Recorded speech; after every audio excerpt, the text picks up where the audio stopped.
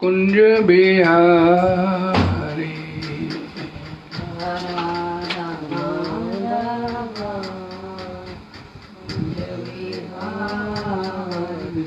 जय राधा माधवा कुंज बिहारी।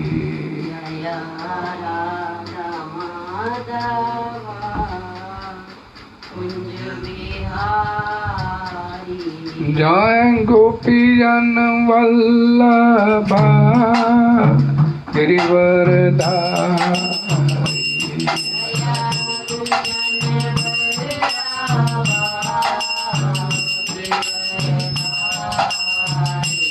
जय गोपीजन वल्लभा गिरिवरधारी।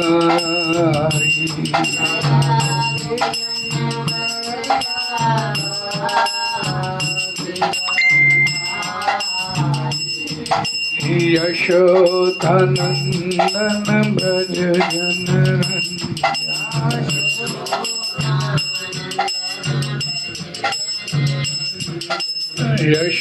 यशोधनंदन ब्रज जनरंजन।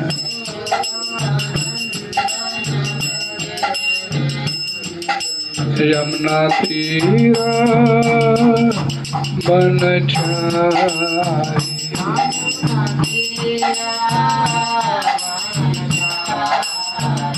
यमुना तीरा बनछारी।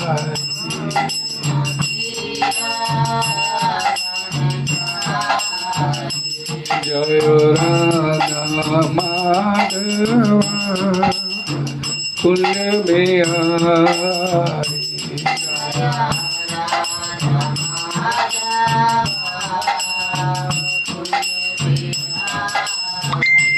जय राधा माधवा कुंज बिहारी।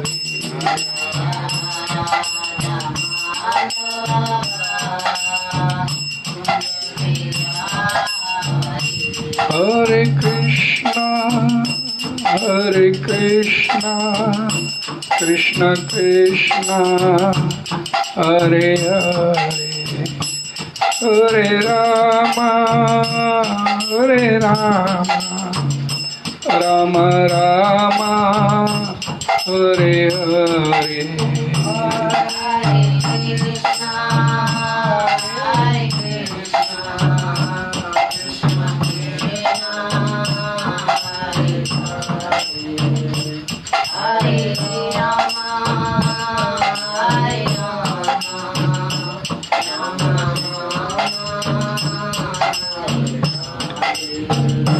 हरे कृष्णा कृष्ण कृष्ण हरे हरे हरे राम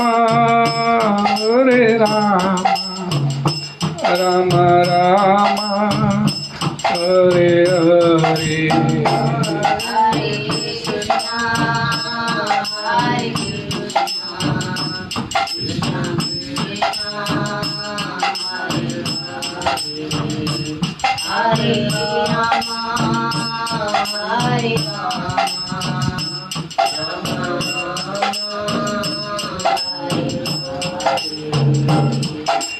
हरे कृष्णा कृष्ण कृष्ण हरे हरे राम राम राम हरे हरे कृष्णा कृष्ण कृष्ण हरे हरे हरे राम राम राम हरे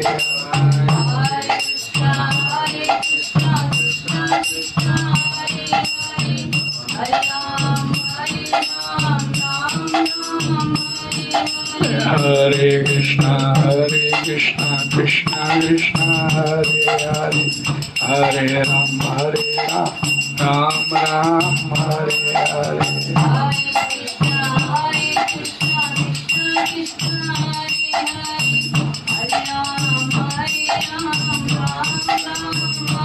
Hare Krishna,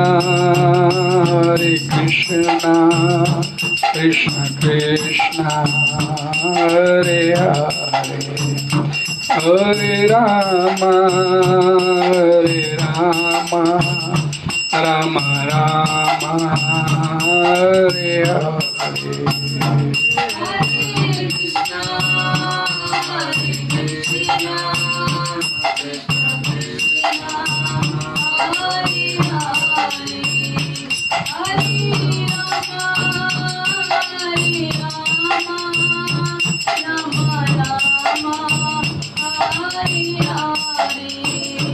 Jai Radha Shyam Sundar Radha Shyam Sundar Radhe Radhe.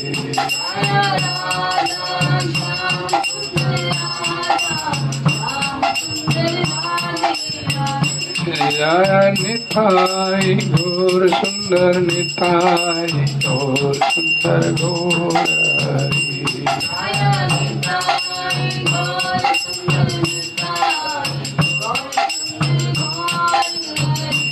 Jaya Jagannatha Jagannatha Baladeva Jaya Subhadra.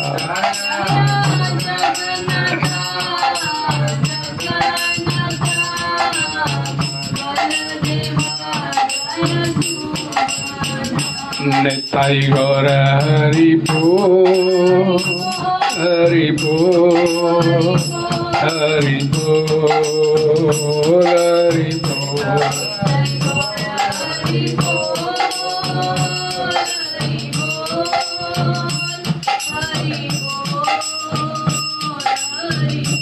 Jaya Jaya Prabhupada, Prabhupada, Prabhupada, Prabhupada.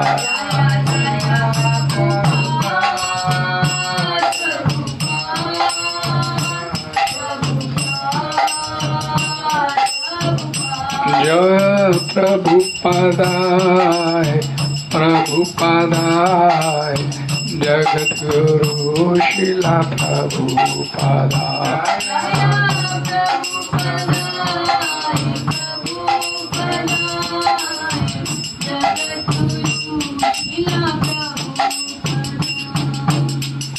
Hari नाम संकीर्तन के जगत गुरु श्री बर्बाद। ओम नमो भगवते वासुदेवाय। ओम नमो भगवते वासुदेवाय। ओम नमो भगवते वासुदेवाय। नारायणं नमस्कृत्यं नरं चैव नरोत्तमं देवीं सरस्वतीं व्यासं ततो जयमुदीरये। नष्टप्रायेषु भद्रेषु नित्यं भागवत सेव्या भगवती उत्तम श्लोके भक्तिर्भवति निष्ठिके। कृष्णाय वासुदेवाय देवकी नंदनाय च नंदगोकुमाराय गोविंदाय नमो नमः। हरे कृष्णा। आज 26 मई संध्या समय भागवत चर्चा क्लास में आप सभी का स्वागत है और आप सभी का बहुत बहुत धन्यवाद। चर्चा करेंगे श्रीमद् भगवद गीता यथारूप श्लोक संख्या नंबर अध्याय 2 श्लोक संख्या नंबर 11। श्री भगवान उवाचा अशोच्यान अनवशोचत्वं प्रज्ञावादांच भाषसे गतसूनश्च न अनुशोचन्ति पंडिता। इस श्लोक का हिंदी अनुवाद। श्री भगवान ने कहा, तुम पंडित्य पूर्ण वचन कहते हुए उनके लिए शोक कर रहे हो जो शोक करने योग्य नहीं। जो विद्वान होते हैं वे ना तो जीवित के लिए ना ही मृत के लिए शोक करते हैं। हरे कृष्णा। इस श्लोक का तात्पर्य his divine grace Jagat Guru शील प्रपात जी द्वारा सरल स्पष्ट है, सिर्फ आपको ध्यान से सुनने की आवश्यकता है। भगवान ने तत्काल गुरु का पद संभाला और अपने शिष्य को अप्रत्यक्षता मूर्ख कहकर डांटा। उन्होंने कहा, तुम विद्वान की तरह बातें करते हो, किंतु तुम ये नहीं जानते कि जो विद्वान होता है, अर्थात जो ये जानता है कि शरीर तथा आत्मा क्या है, वह किसी भी अवस्था में शरीर के लिए, चाहे वह जीवित हो या मृत, शोक नहीं करता। अगले अध्यायों से ये स्पष्ट हो जाएगा कि ज्ञान का अर्थ पदार्थ तथा आत्मा एवं इन दोनों के नियामक को जानना है। अर्जुन का तर्क था कि राजनीति या समाज नीति की अपेक्षा धर्म को अधिक महत्व मिलना चाहिए, किंतु उसे ये ज्ञात न था कि पदार्थ, आत्मा तथा परमेश्वर का ज्ञान धार्मिक सूत्रों से भी अधिक महत्वपूर्ण है। और चूंकि उसमें इस ज्ञान का अभाव था, अतः उसे विद्वान नहीं बनना चाहिए था। और चूंकि वह अत्यधिक विद्वान नहीं था, इसलिए वह शोक के सर्वथा अयोग्य वस्तु के लिए शोक कर रहा था। ये शरीर जन्मता है और आज या कल इसका विनाश निश्चित है। अतः शरीर उतना महत्वपूर्ण नहीं है जितना कि आत्मा है। जो इस तथ्य को जानता है वही असली विद्वान है और उसके लिए शोक का कोई कारण नहीं हो सकता। हरे कृष्णा। ओम अज्ञानतिमिरन्दस्य ज्ञानाञ्जन शलाकया चक्षुर्मीलितं येन तस्मै श्री गुरुवे नमः। श्री चैतन्यमनोभीष्टं स्थापितं येन भूतले स्वयं रूपा कदा मह्यं ददाति सम्पदान्तिकम्। नमो विष्णुपदाय कृष्णप्रेष्ठाय भूतले श्रीमते भक्ति वेदांत स्वामिनीति नामिने। नमस्ते सरस्वते देवे गौरवाणी प्रचारिणे निर्विशेष शून्यवादी पाश्चात्य देशधारिणे। वाञ्छा कल्पतरुभ्यश्च कृपा सिन्धुभ्यैव च पतितानां पावनेभ्यो वैष्णवेभ्यो नमो नमः। जय श्री कृष्ण चैतन्य प्रभु नित्यानंद श्री अद्वैत गदाधर शिवासादि गौर भक्तवृंद। हरे कृष्णा कृष्णा कृष्णा हरे हरे, हरे राम राम राम हरे हरे। भगवतवाणी श्रीमद् भगवद गीता की जय। जगत गुरु श्री प्रभात की जय।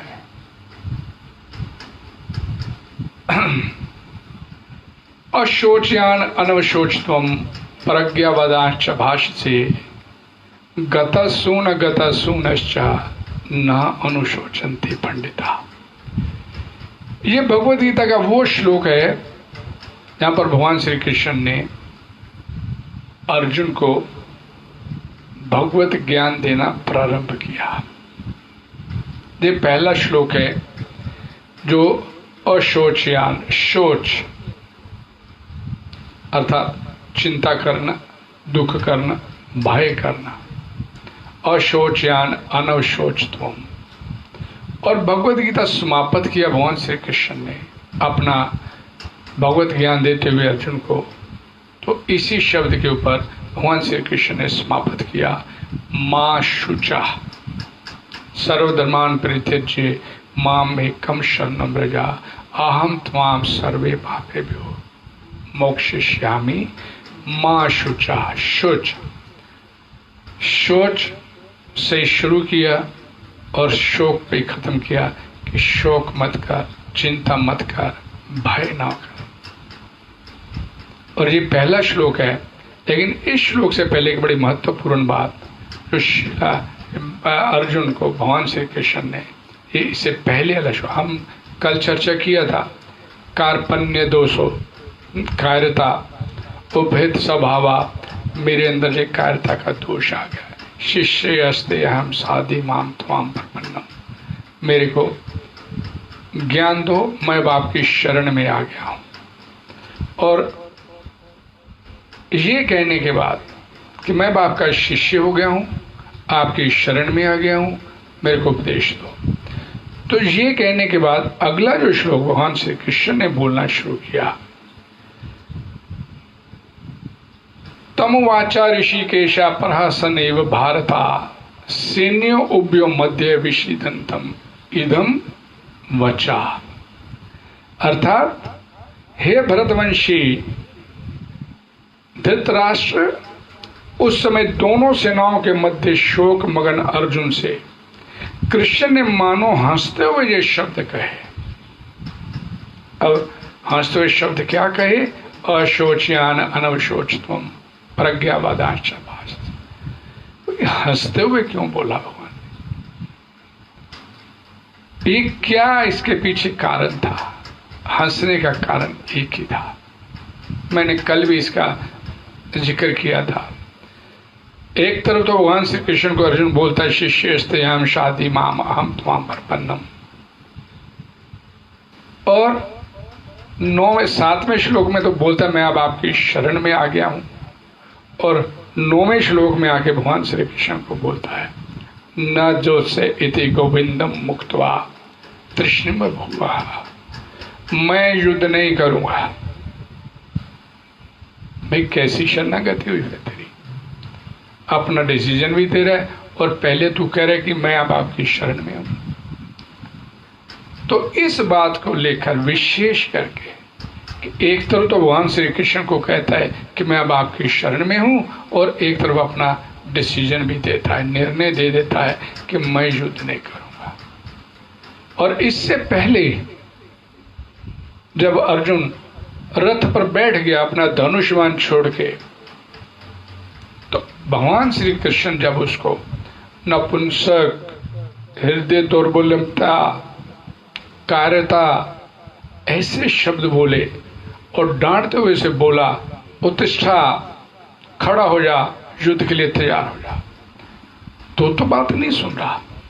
लेकिन अब बोलता है कि मैं आपकी शरण में आ गया हूं, और शरण में आने के बाद भी बोलता है कि मैं युद्ध नहीं करूंगा। तो यहां पर भगवान श्री कृष्ण हंसते हुए उसकी इस बात के ऊपर कि एक तरफ कहता है शरणागत और एक तरफ नाजोत से बोलता है।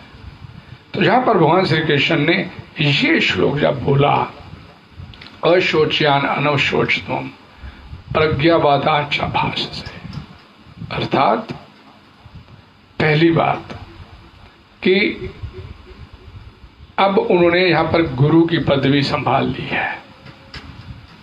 भगवान की जो व्यवस्था थी, भगवत गीता बोलनी थी, उन्होंने अर्जुन को निमित्त बनाया, और अब यहां पर गुरु की पदवी संभाल ली है इस भगवत ज्ञान को वितरित करने के लिए, हम जैसे कलयुगी जीवों के लिए। और उसे अब डांटते हुए फिर अब डांटते हुए क्या बोलते हैं?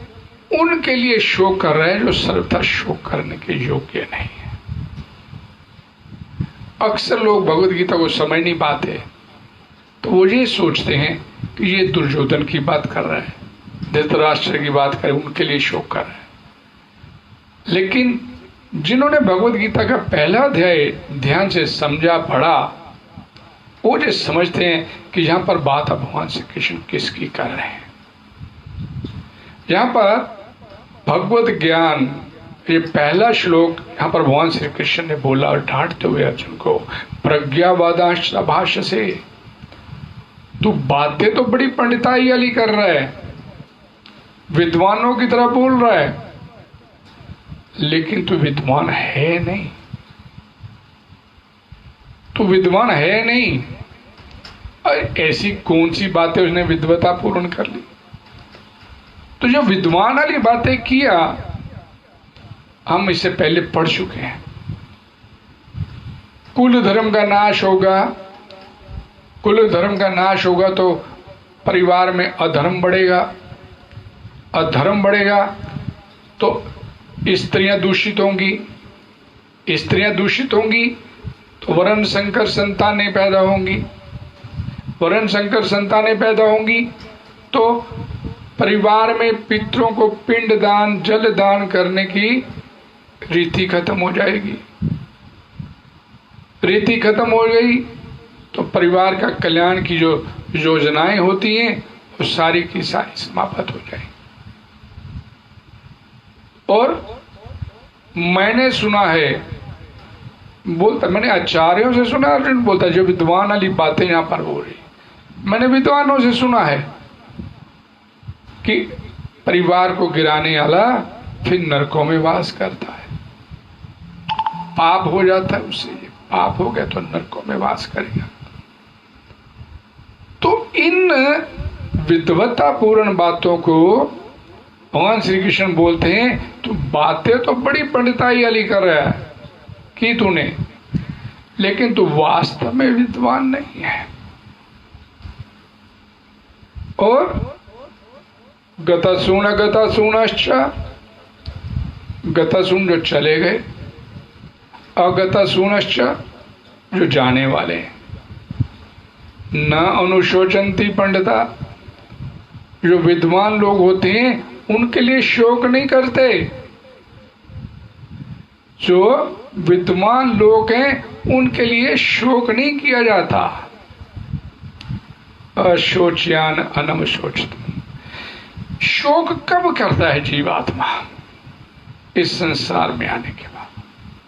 शोक करने के पीछे कारण क्या होता है? इस शोक करने का कारण इस भगवत गीता के प्रथम श्लोक से स्पष्ट हो जाता है। भगवत गीता का सबसे पहला श्लोक, धृतराष्ट्रवाचा धर्मक्षेत्रे कुरुक्षेत्रे संवेता जुजुत्सवा। क्या? माम का पांडवाश्च, मेरे और पांडुपुत्र किम करवता संजय। इस शोक का, दुख का सबसे पहला कारण इस संसार में मूलतः सिद्धांत है ये शोक का, कि जब जीवात्मा इस संसार में आके ये भेदभाव पैदा करता है, ये मेरे कुल के हैं, ये मेरे कुल के नहीं है, ये मेरी जाति के हैं, ये मेरी जाति के नहीं है, ये मेरे वर्ण के हैं, ये मेरे वर्ण के नहीं है, ये मेरे समाज के हैं, ये मेरे समाज के नहीं है, ये मेरे परिवार के हैं, ये मेरे परिवार के नहीं है। ये भाव जब तो भेदभाव पैदा करता है तब सर्वथा शोक व्याप्त होता है। धृतराष्ट्र के मन में भगवद गीता की शुरुआत में ये भाव पैदा हो गया, मामकाच पांडवाच, मेरे और पांडुपुत्र में। उन्हें भेदभाव कर लिया कि मेरे और पांडुपुत्र, दोनों को अलग अलग कर दिया। और ये भेदभाव अब अर्जुन में पैदा हो गया। लेकिन अर्जुन में जो भेदभाव पैदा हुआ है वो किस बात को लेकर हुआ है? कि धृतराष्ट्र कहता है ये मेरे हैं, ये मेरे नहीं, वो कहता है ये भी मेरे हैं। स्वजनम दुष्ममेव, ये भी मेरे हैं। अर्जुन कहता है ये भी मेरे हैं। अर्जुन का जो भेदभाव है वो साधुता को लेकर है, और धृतराष्ट्र का जो भेदभाव है वो अपने परिवार को लेके, अपने दो भाग भेदभाव कर, ये मेरे हैं, ये मेरे नहीं।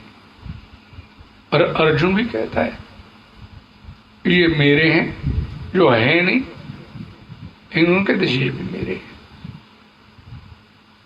इस बात को लेकर अर्जुन के अंदर ये बात क्या बोला गया? प्रज्ञावादांश भाष्य से, ये जो तेरे अंदर जो भाव पैदा हुआ है, भगवान श्री कृष्ण बोलते हैं ये मेरा और तेरा की भावना को लेकर तेरे अंदर जो ममता, कामना, प्रियता, आसक्ति, अटैचमेंट जो पैदा हो गई है, ये ही विशेष रूप से दुख का कारण है। जीवात्मा के दुख का कारण ये है। जब मेरा और तेरा की भावना होती है तो उस मेरा के साथ उसकी अटैचमेंट होती है, और जो तेरा है उसके साथ डिटैचमेंट होती एक के साथ राग होता है तो एक के साथ द्वेष उत्पन्न होता है। ये मेरा नहीं, इसका द्वेष उत्पन्न होता है।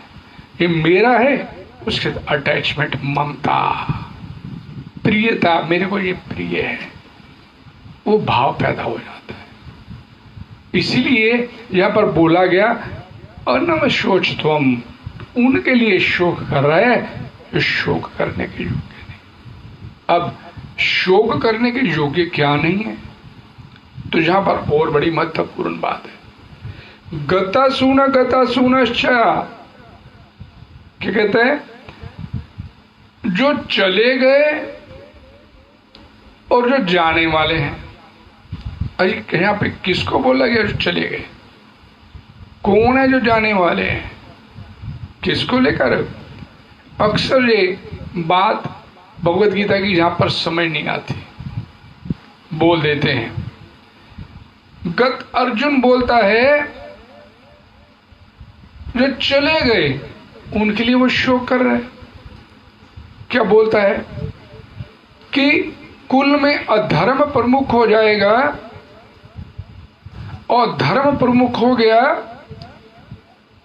स्त्रियां दूषित हो जाएंगी, वर्ण संकर संतानें उत्पन्न होंगी, और वर्ण संकर संतान उत्पन्न होने से कुल के जो पुरखे हैं, पितर हैं, उनको जल पिंड दान देने की रीति समाप्त हुई। चिंता किसको लेके है? गतासून, जो चले गए उनको लेके तो चिंता कर। जो चले गए उनको जल पिंड दान नहीं मिलेगा। तूने बोला इस बात को, उनको पिंडदान नहीं मिलेगा। और ये प्रत्यक्ष एक बड़ी महत्वपूर्ण बात है। तू जिनके लिए रो रहा है, अश्रुपूरित नेत्र तेरे जो पैदा हो गया, अश्रु तेरे नेत्रों में, जिनके लिए तू रो रहा है उनके लिए रोना नहीं, जो चला गया उसके लिए रोना नहीं, उसके लिए जल पिंड दान आदि का इंतजाम। रोना मूर्खता बोला गया है।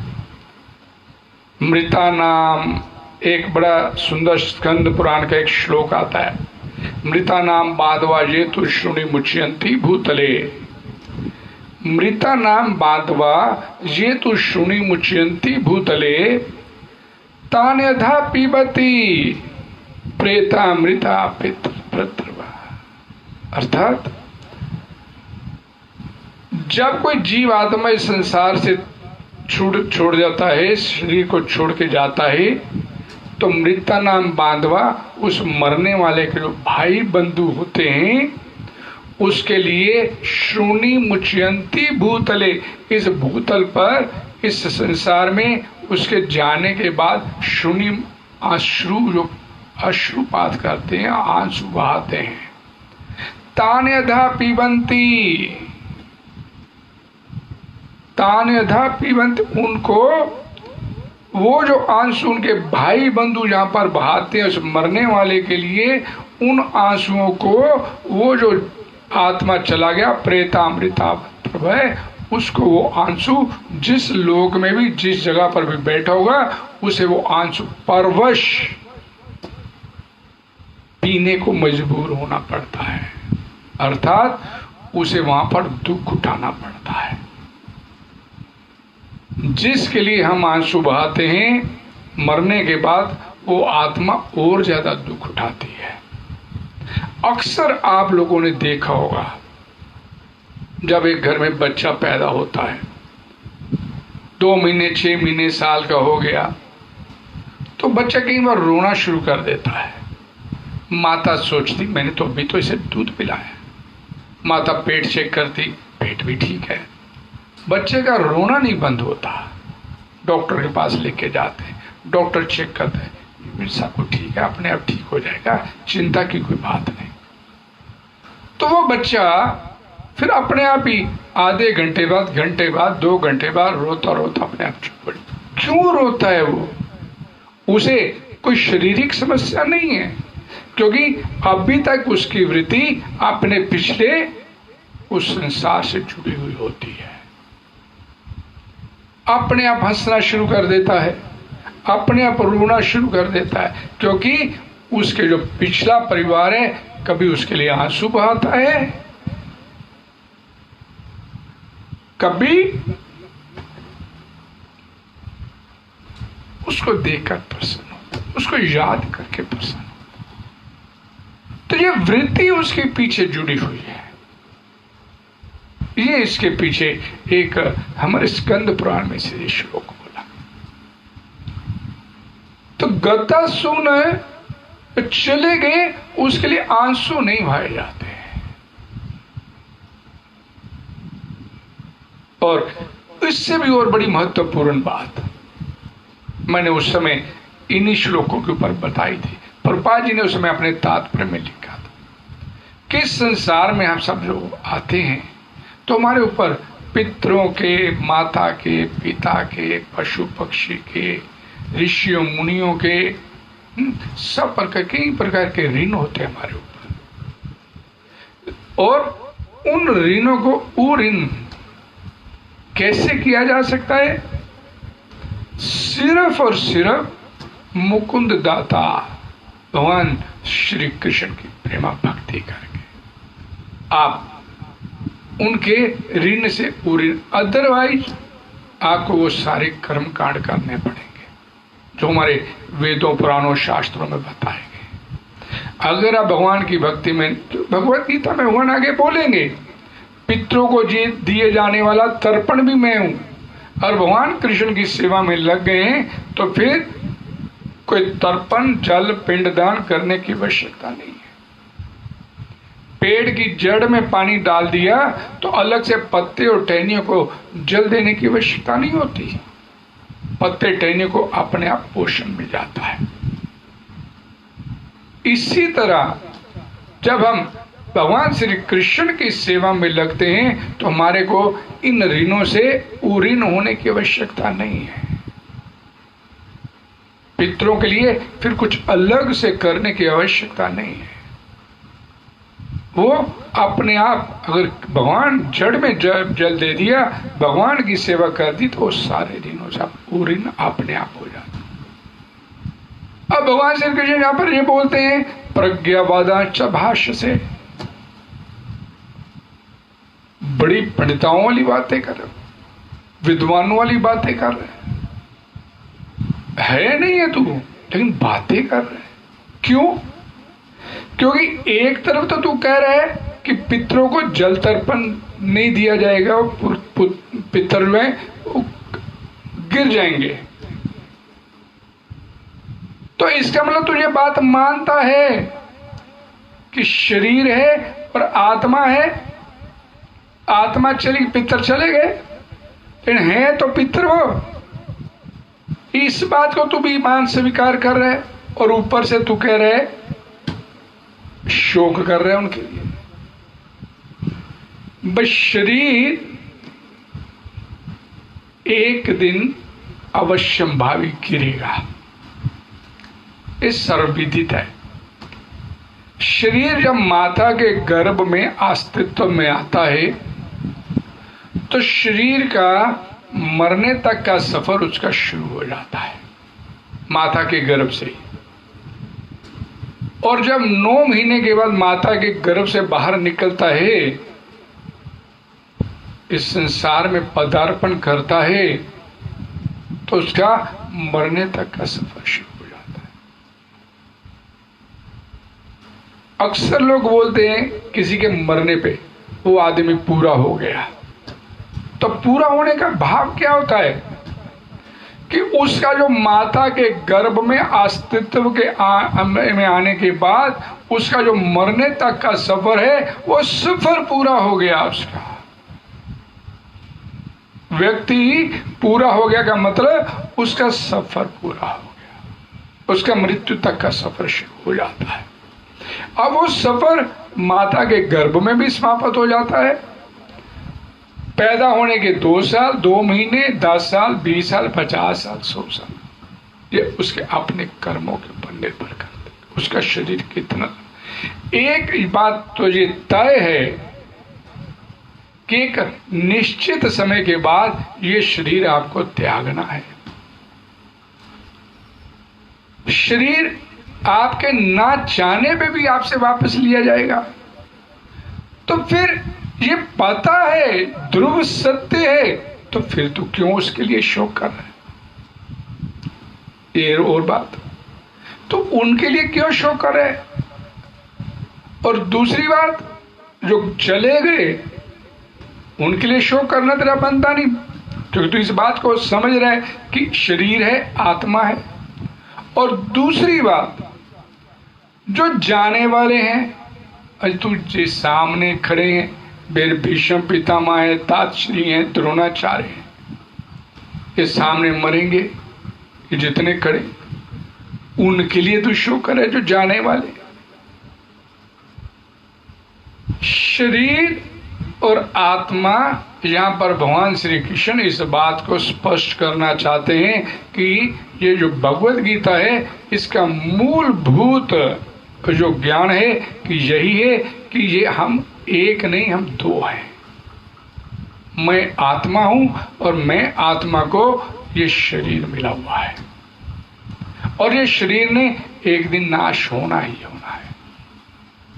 श्रीमद् भागवतम पुराण के 7वें स्कंद में ये असुर बुद्धि वाली बात है। यहां पर वो असुर भी जानते हैं इस बात को।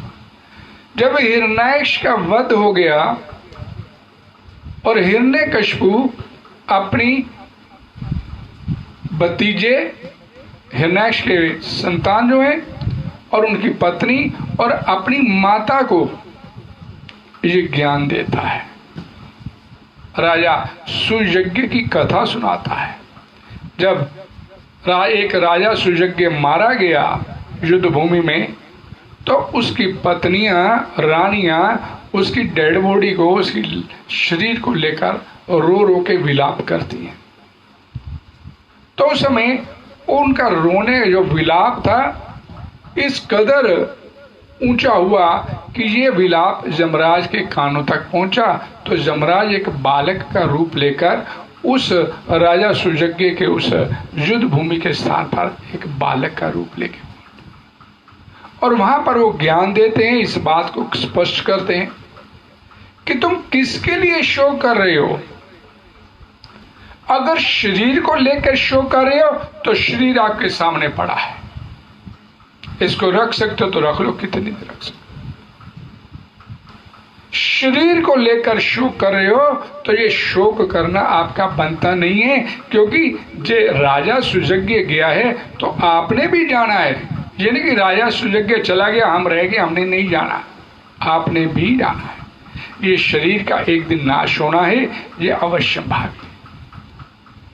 अगर आत्मा को लेकर शोक कर रहे हो, आत्मा को तो आपने कभी देखा ही नहीं। आप तो शरीर को देखते हुए अपने सारे कार्यकलाप करते रहे। संसार आपके जितने भी कार्यकलाप थे इस शरीर को लेके होते रहे, और आत्मा को तो कभी आपने जानने का प्रयास ही नहीं किया। ये ठीक स्थिति हमारी है। हो हल्ला क्यों मचाया जाता है किसी के मरने पे? क्योंकि हमारे इस संसार में आने के बाद जितने भी कार्यकलाप होते हैं इस शरीरों को लेकर किए जाते हैं। हमें सामने शरीर दिखता है, अंदर जो आत्मा है जिसकी वजह से ये शरीर चेतन है, उस आत्मा को तो कभी जानने का पहचानने नहीं किया, पर प्रयास ही नहीं किया हमने। उसके लिए तो हमारे पास समय नहीं है। इस वास्तविक ज्ञान को प्राप्त करने का तो हमारे पास समय नहीं है।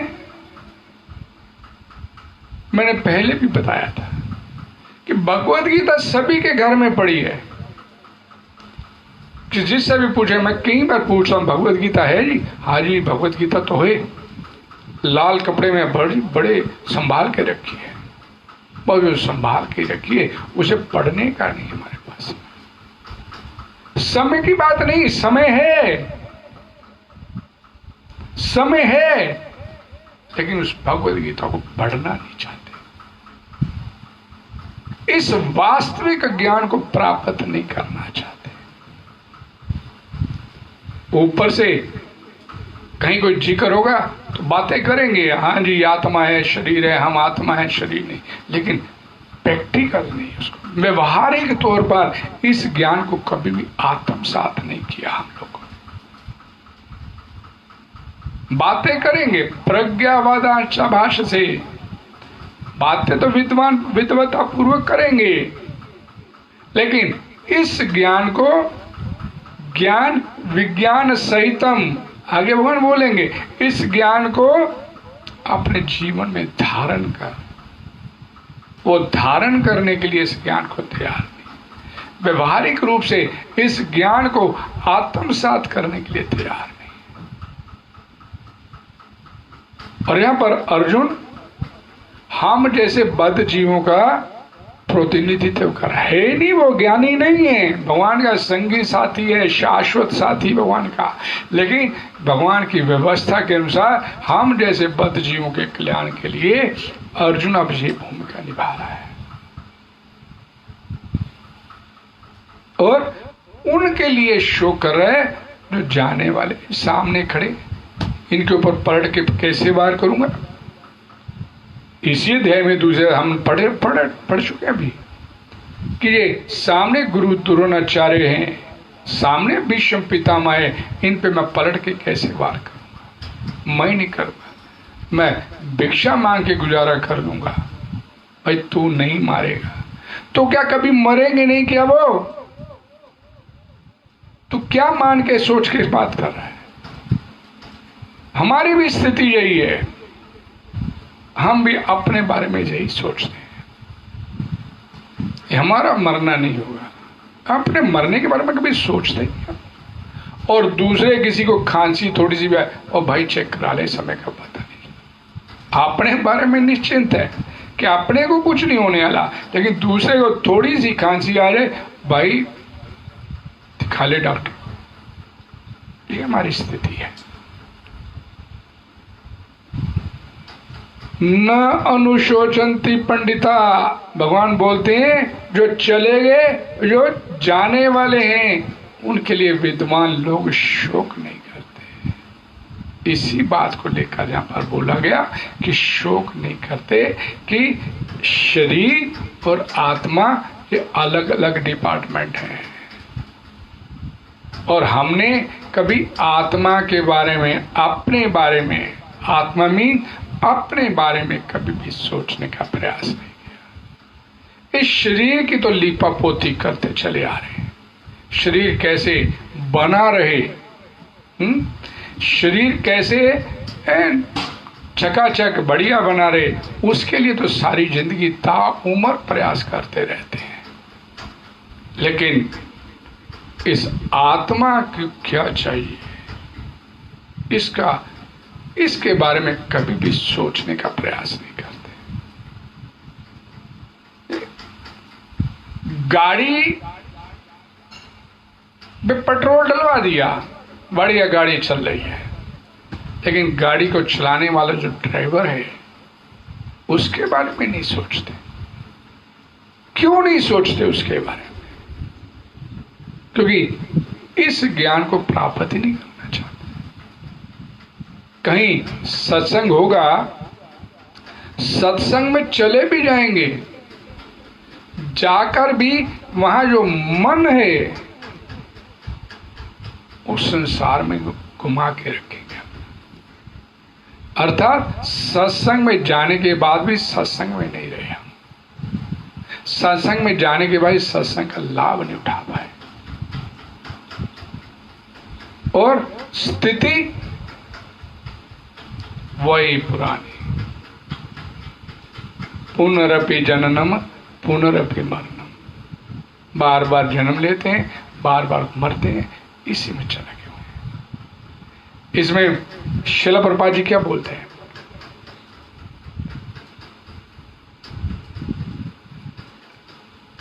आत्मा और शरीर दोनों को लेकर ही शोक करने का कोई कारण नहीं होता। शरीर का निरंतर विनाश होता है और आत्मा अविनाशी है, ये मरने वाली नहीं। तो दोनों स्थितियों में शोक करने का कोई कारण ही नहीं बनता। ये वास्तविक ज्ञान है जो यहां पर बताया गया। गीता का ये जो उपदेश है भगवान श्री कृष्ण द्वारा, ये पहला श्लोक मैंने भी आप लोगों को बोला, यहाँ पर ज्ञान दिया जा रहा है। ये मूलतः यही ज्ञान है कि शरीर और आत्मा दोनों अलग अलग हैं और इस भेद को समझने वाला, ना केवल समझने वाला बल्कि इस ज्ञान को आत्मसात करने वाला, वो वास्तव में इस ज्ञान को प्राप्त कर पाता है। और जो ऊपर ऊपर से बैठे सुना, हाँ जी बहुत अच्छा कथा हुआ, सब ठीक था जी, बढ़िया, लेकिन पल्ले कुछ नहीं पड़ा। ओ सत्संग में या कथा में बैठे भी रीते ही रह गए, खाली रह गए, जैसे आए थे वैसे चले गए। भगवान ने ये शरीर दिया है आपको, ये भगवान द्वारा प्रदत्त है, इस बात को समझिए। ये शरीर जो भगवान ने आपको दिया है ये भगवान द्वारा प्रदत्त है। ये आपको ये शरीर मिला है, ये प्रकृति से मिला है। 7वें अध्याय में और 13वें अध्याय में आगे जाके भगवान इस बात का वर्णन विस्तार से करेंगे। ये प्रकृति से मिला है और प्रकृति जो है ये स्त्रीलिंग बोला जाता है, माता है। और पिता, माता का जो पिता का जो वास्तव में जो आपका संतान का पिता होता है उसका सही जानकारी तो माता ही बता सकती है। और शास्त्रों को भी हमारे माता का दर्जा दिया गया है। तो शास्त्र बताते हैं कि हमारी माता कौन है, हमारा पिता कौन है। परम पुरुष भगवान श्री कृष्ण, हम लोग बोलते मैं पुरुष हूं, इस सृष्टि में पुरुष केवल एक ही है। परम भोक्ता, भोक्ता एक ही है। हम सब भोग्य हैं, हम प्रकृति से उत्पन्न हैं, स्त्रीलिंग है, हम सब भोग्य हैं। अपने आप को पुरुष मानते हैं, अपने आप को भोक्ता मानते हैं, लेकिन भोक्ता वास्तव में भगवान श्री कृष्ण है। और यही बात, यही ज्ञान यहाँ पर भगवान श्री कृष्ण अर्जुन को देते हुए शुरू करते हैं। और इसे अगला श्लोक जो मैंने अभी बोला था कि पिछला श्लोक और इसे अगला श्लोक, ना त्वहम जातु नासम न त्वम नेमे जनाधिपा न च एव न भविष्याम सर्वे व्यमता, कि ऐसा कोई समय नहीं जिसमें मैं नहीं था या तू नहीं था, ऐसा कोई समय नहीं। और ये बात भी नहीं है कि आगे कोई ऐसा समय आएगा कि ये लोग नहीं रहेंगे जहां मैं रहूं। अर्थात कहने का भाव, भगवान श्री कृष्ण का वस्त्र बदल दिए जाएंगे। ये जितने लोग जहां पर खड़े हैं ये आगे भी रहेंगे। ऐसा नहीं है कि भविष्य में ये लोग नहीं रहेंगे। अर्थात ये आत्मा जो है इसका नाश नहीं है, ये फिर शरीर लेकर दोबारा इस संसार या तस्य ध्रुव मृत्यु अध्रुव जन्म मृत्यु, जिसका जन्म हुआ है उसकी मृत्यु निश्चित है, और जिसकी मृत्यु हुई है उसका पुनर्जन्म भी निश्चित है। जिसकी मृत्यु हुई है उसका पुनर्जन्म भी निश्चित है। और श्रीमद् भागवतम पुराण में बता दिया है, भगवत गीता भी इसी बात को आगे स्पष्ट कर कि जन्म पुनर्जन्म जो है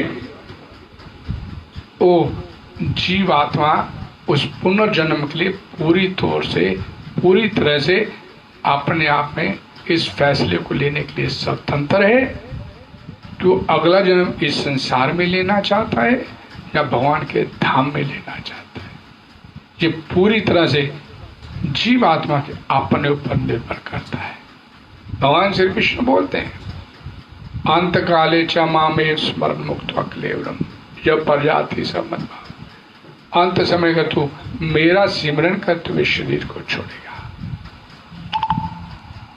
मेरा सिमरन करते हुए शरीर को छोड़ेगा तो तेरे को दोबारा इस संसार में जन्म नहीं लेने दूंगा। और अगर तूने मेरा सिमरन नहीं करते हुए किसी और का सिमरन किया, अर्थात सत्य का नहीं असत्य का सिमरन किया, भगवान कृष्ण परम सत्य है, और उस परम सत्य का सिमरन करते हुए नई शरीर छोड़ा, यम यम वापि स्मरण भावम तजयन्ते क्लेवरम तम तमय वेत्ति कौन्ते तदा सिद्ध भाव भाविता। फिर तो जिस जिस भाव को सिमरन करते हुए शरीर का त्याग करेगा, उसी भाव को तू निश्चित रूप से तू प्राप्त हो जाए। महाराज भरत कथा पढ़ते श्रीमद् भागवतम पुराण में, मरते समय हिरण का सिमरन किया, अगला जन्म उन्हें हिरण के रूप में लेना पड़ा। यानी कि ये भगवान की दयालुता है कि जिस मूल्य में आपको भगवत धाम प्राप्त होना है, जिस मूल्य में आपको इस संसार में शरीर प्राप्त होना है, उसी मूल्य में आपको भगवत धाम भी प्राप्त हो सकता है। सिमरन किसका, ये आपके अपने ऊपर निर्भर करता है। यहां पर इसीलिए इस भगवद गीता के इस श्लोक में अशोच्यान अनवशोचत्वम गता सुनश्चा, अर्थात इस संसार को लेकर शोक नहीं कर, संसार के लिए तो व्यवस्था कर, संसार के लिए कर्तव्य समझ के उसकी व्यवस्था कर, उसके ऊपर अपना मालिकाना हक जताकर उसमें व्यवस्था नहीं कर। सब कुछ भगवान का है, और जब भगवान को अपनी किसी वस्तु की आवश्यकता बढ़ती है उसे वापस ले लेते हैं, तो उसके लिए शोक क्यों करना, तेरी तो थी नहीं। लेकिन हम उसके ऊपर मालिकाना हक जताकर बैठ जाते हैं, ये मेरी संतान है, ये मेरा पुत्र है, ये मेरी पत्नी है, ये मेरा घर है। जब हाथ से छूटता तो फिर हो हल्ला मचाते। यही वजह है कि इस बेसिक ज्ञान की हमारे अंदर कमी है, और इस मूलभूत ज्ञान को प्राप्त करने के लिए हम कभी तत्पर भी नहीं दिखे। कहीं चर्चा चले भाई नरक में जाएंगे, भैया भगवान की तरफ नहीं चलेंगे तो नरक में जाएंगे, पाप करेंगे। तो दुनिया के साथ है, दुनिया तो गड्ढे में जा रही है, हम भी चले जाएंगे। प्रभुपाद से पूछा गया, एक व्यक्ति ने कथा समाप्त के बाद बोला, स्वामी जी आप कहते हो कि अगले जन्म में कुत्ता बिल्ली बनना पड़ेगा, तो मैं अगले जन्म में कुत्ता बनने के लिए तैयार हूं। तो प्रभुपाद जी जवाब दिए, अगर तू कुत्ता बनने के लिए तैयार तो फिर मैं क्या कह सकता हूं, मेरा आशीर्वाद भी तेरे साथ। ये स्थिति हमारी है। हरे कृष्णा हरे कृष्णा कृष्णा कृष्णा हरे हरे, हरे राम राम राम हरे हरे। भगवतवाणी श्रीमद् भगवद गीता की जय, श्रील प्रभुपाद जी की जय। कल फिर इसी जगह पर संध्या समय भागवत क्लास में आप सभी का स्वागत है। धन्यवाद आपका।